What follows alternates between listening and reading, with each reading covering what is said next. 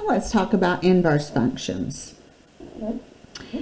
When we have functions f and functions g, and if we do the composition f composed with g, when we do that composition, if we get an x, which is what we're putting in, this g did not come out here, whether we put it into f composed with g or g composed with f, when we do both compositions and get an x back out, we consider these inverse functions of each other. Now the domains also have to be compatible.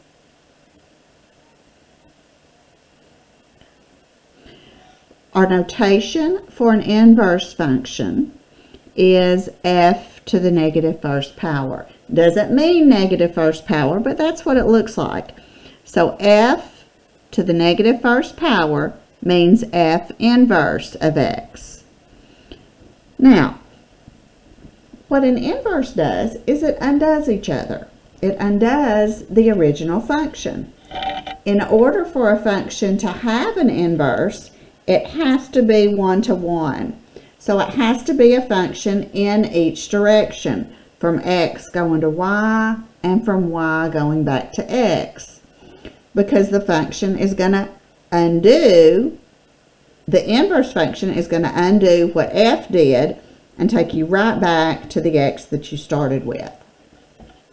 So we have this little notation, f composed with f inverse of x will always give you an f, and if you reverse an x, and if you reverse that order, f inverse composed with f will also always give you an x.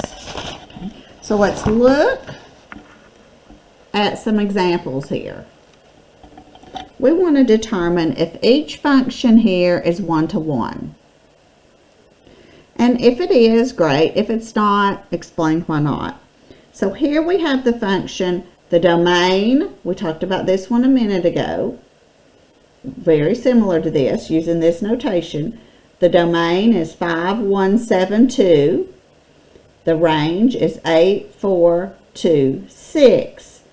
Now we determined earlier that it is one-to-one because each x goes individually to each y. So is this an inverse function?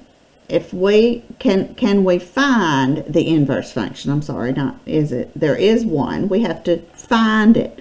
So the inverse function would just be the function going from the elements of the range back to the domain. Okay, so my 5, 1, 7, 2, which started the domain, is now the range, and the 8, 4, 2, 6 is now the domain. So it would go from 8 to 5, from 4 to 1, from 2 to 7, and from 6 to 2. So I wrote it kind of keeping the numbers in the same order, just putting the arrows going in the other direction. But you could also write it 8, 4, 2, 6, where each of these goes to 5, 1, 7, 4.